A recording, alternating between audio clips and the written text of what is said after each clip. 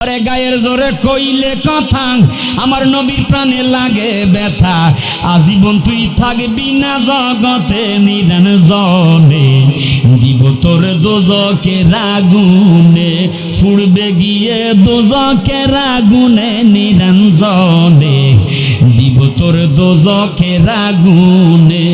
আজও আমি যখন সিলেট মাজার জিয়ারত করতে যাই, আম্বরখানার আগে সুরমা নদী যখন অতিক্রম করি, এই তো সেই সুরমা নদী, যেই নদীর উপর বাংলার সম্রাট বাবা শাহজালাল আলিয়ামনি রহমতুল্লাহ আলাইহি নামাজের মুসল্লার উপরে একজন নয়, দুইজন নয়, 360 আউলিয়াকে পার করাইয়া সিলেটের জমিনে কবুল করাইছে।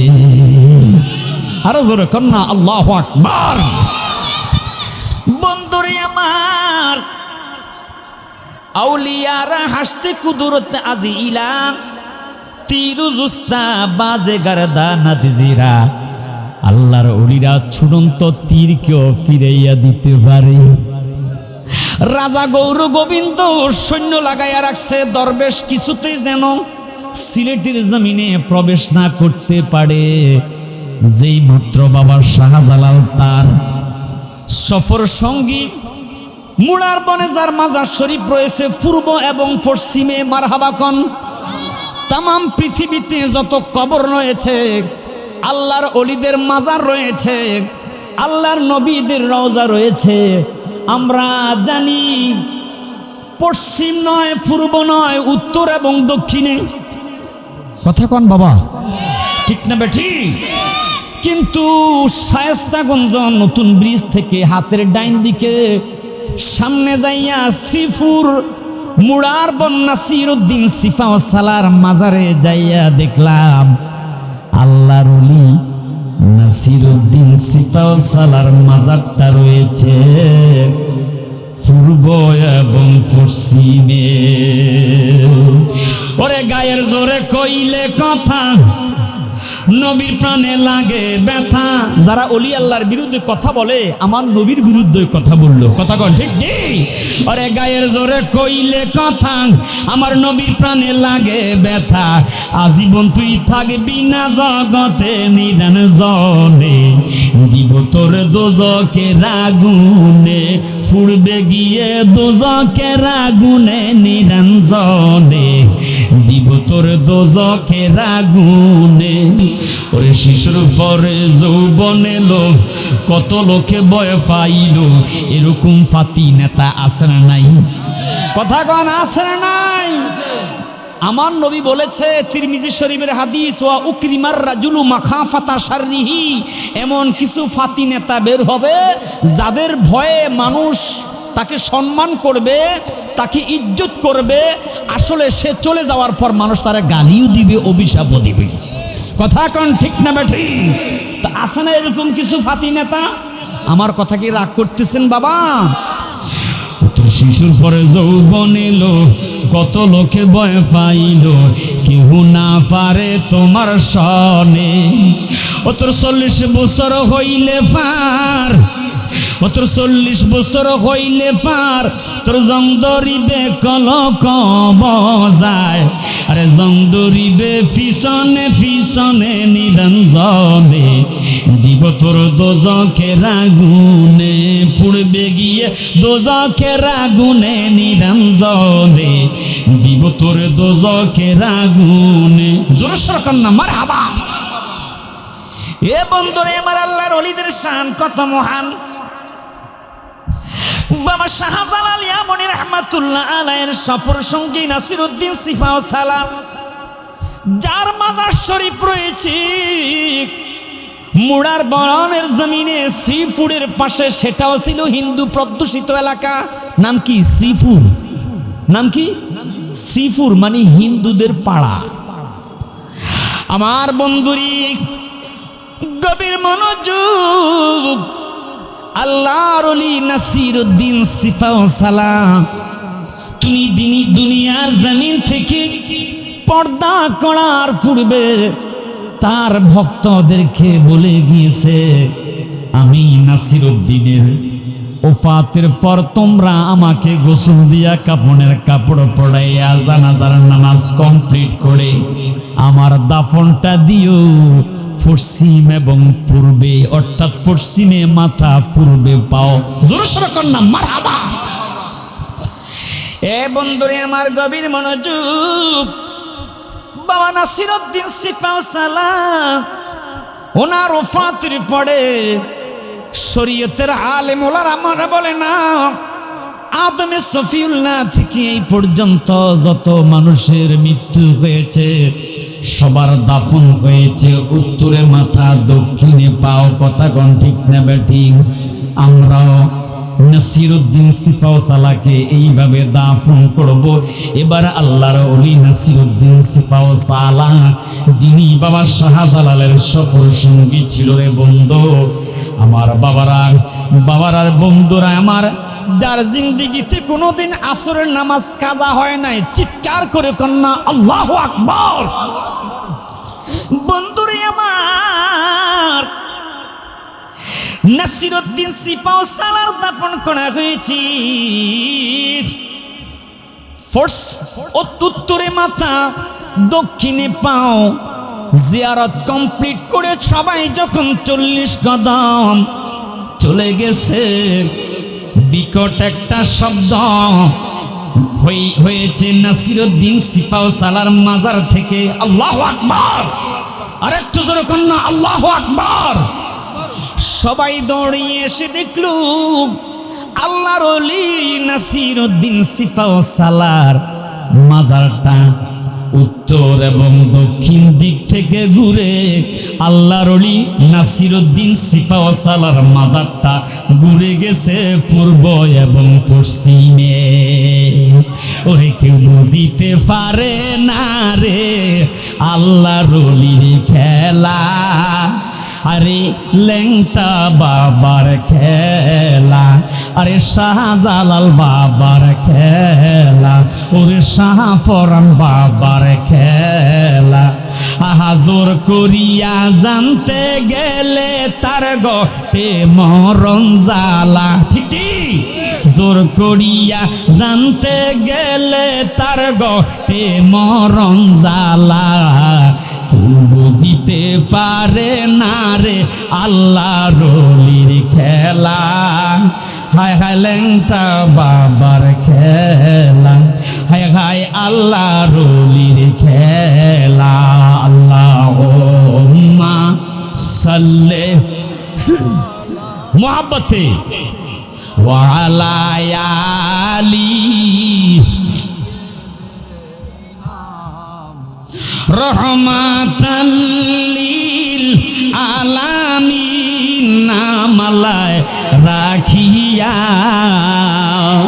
রহমাতাল লিল আলামিন নামালা রাখিয়া, এই দুনিয়াতে দিলেন হাবিব পাঠাইয়া। আল্লাহুম্মা মোবাইল ডালো ওয়া আলা আলি সাইয়্যিদিনা মুহাম্মদ ওয়া আলা আলি সাইয়্যিদিনা। মুর্শিদের সনে প্রেমের ডুরি মনরে বান্দনা, মুর্শিদের সনে প্রেমের ডুরি মনরে বান্দনা, শয়নে সপনে দেখবা মদিনা। আল্লাহুম্মা ওয়া আলা আলি সাইয়্যিদিনা। এ বন্ধুরে গভীর মনোযোগ, বাবারা আমার, আল্লাহর ওলিদের শান কত মহান। এ বন্ধুরি, আল্লাহর একজন ওলি তার কিছু সফর সঙ্গীদেরকে নিয়ে তিনি জঙ্গলার মধ্যে রওনা করলো। বলবো রওনা যখন করছে, দেওয়ার সময় রাস্তার পাশে কিছু বাবার আমার একটা মহিলা দাঁড়িয়ে আছে, তার কিছু ছাগল নিয়ে। ওই ছাগলের কিছু কিছু ছাগলের গালের মধ্যে দাঁড়িয়ে থাকিনি, কথা কন, থাকে কি থাকে না? বন্ধুরে আমার, ওই মহিলাটা জিজ্ঞেস করলো, আল্লাহর ওলি আপনাকে একটা প্রশ্ন করতে চাই। মা, কি প্রশ্ন করবেন আপনি বলেন? প্রশ্নটা হলো, আপনার গালের মধ্যেও দাঁড়ি আসেনি? আমার গালে আসেনি? সাদ্দাম হুজুরের গালে আসেনি? মহিলাটা প্রশ্ন করলো, হুজুর আপনার গালের মধ্যে দাঁড়িয়ে আছে, আমার ছাগলের গালের মধ্যেও দাঁড়িয়ে আছে। আপনার কাছে জানতে চাই, আপনার গালের দাঁড়ির দাম বেশি নাকি আমার ছাগলের গালের দাঁড়ির দাম বেশি? আল্লাহর ওলি জুনাইদ বাগদাদী রহমাতুল্লাহ আলাইহি বিদায় নিয়ে চলে গেলেন। বন্ধুরা আমার, কয়েক মাস পরে হুজুরের ওফাত হয়েছে। আল্লাহর ওলি জুনাইদ বাগদাদী রহমাতুল্লাহ আলাইহির জীবনে খুলে দেখলাম, ওনার ওফাতের পর গোসল দিয়া কাফনের কাপড় পড়াইয়া জানাজার নামাজ কমপ্লিট হয়েছে। আমাদের এই সেনগার মধ্যে অনেক কবরস্থান আছে যেখানে মানুষ যাইতে ভয় পায়। কথা কন ঠিক না বেঠিক? বাবা কথা কন ঠিক না বেঠিক? কিছু কবরস্থান আছে রাস্তার পাশে, আবার কিছু কিছু কবরস্থান আছে এমন নির্জন জায়গায়। আহা বন্ধুরা আমার, কবর এমন একটা ঘর, যেই কবর দেখলে নবীজির সাহাবী, জান্নাতের টিকিট প্রাপ্ত সাহাবী হযরত ওসমান এমন ভাবে কাঁদতো, ইদা ওয়াকাফা আলা কবরিন বাকা হাত্তা ইয়াবুল্লা লিহিয়াতুহু, কাঁদতে কাঁদতে লিহিয়াতুন মানে দাঁড়িয়ে ভিজিয়ে ফেলতো। আল্লাহু আকবার বলেন, আর একটু জোরে করুন আল্লাহু আকবার। সাহাবীরা প্রশ্ন করলো, ও ওসমান জিন্নুরাইন, ফাকিলা লাহু তাযকুরুল জান্নাতা ওয়ান নারা ফালা তাবকি ওয়া তাবকি মিন হাযা। আল্লাহু আকবার, আর একটু জোরে করুন আল্লাহু আকবার। হুজুর আপনি জান্নাতের ওয়াজ শুনলে কাঁদেন না, আপনি জাহান্নামের বয়ান শুনলে কাঁদেন না। ওয়া তাবকি মিন হাযা, এই কবর দেখলে আপনি কেন কাঁদেন? এই সেনগার যুবক ভাইরা যারা বেকার মানুষের মতো রাস্তার পাশে ঘোরাফেরা করতেছেন, এই জান্নাতের বাগানে আসেন না। গভীর মনোযোগ। হযরত ওসমান জিন্নুরাইন দুইটা চোখের পানি ছেড়ে দিয়া ডাক দিয়া কয়, সাহাবীরা রে, আমি কেন এই কবর দেখলে কাঁদি? কান্নার একটাই মাত্র কারণ, কলা ইন্নাল কবরা আউয়ালু মানজিলিন মিন মানাজিলিল আখিরাহ। আমার নবী বলেছে, আখিরাতের প্রত্যেক মঞ্জিলের পূর্বে হাসর নসর মিজান ফুলসেরাত সব স্টেশনের আগে একটা স্টেশন হবে রে, যে স্টেশনের নাম হইল কবর। পালায়া কই যাইবি রে মানুষ, পালায়া কই যাইবি, বলেন বলেন, পালায়া কই যাইবি রে মানুষ, পালায়া কই যাইবি। আজরাইলা শিয়া যেই দিন বান্দিবে কশিয়ারে, জগৎ স্বামীর ঘরে যাইতে হবে রে। ঠিক ঠিক ঠিক, জগৎ স্বামীর ঘরে যাইতে হবে রে।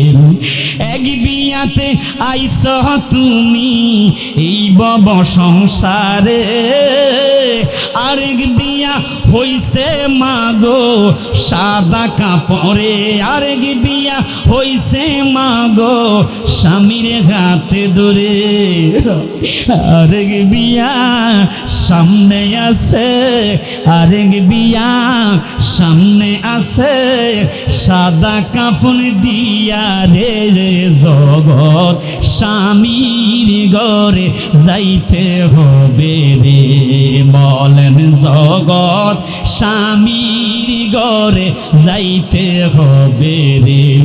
পালাইয়া কই যাইবি রে মানুষ, পালাইয়া কই যাইবি, পালাইয়া কই যাইবি রে মানুষ, পালাইয়া কই যাইবি।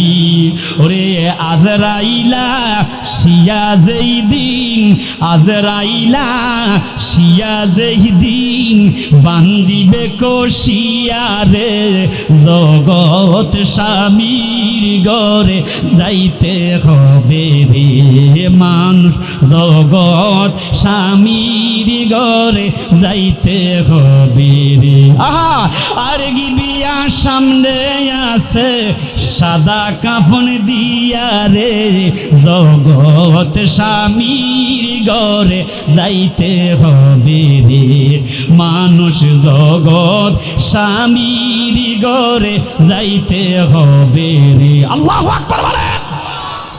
বন্ধুরে আমার, হযরত জুনাইদ বাগদাদীর লাশটা যখন কবর দেওয়ার জন্য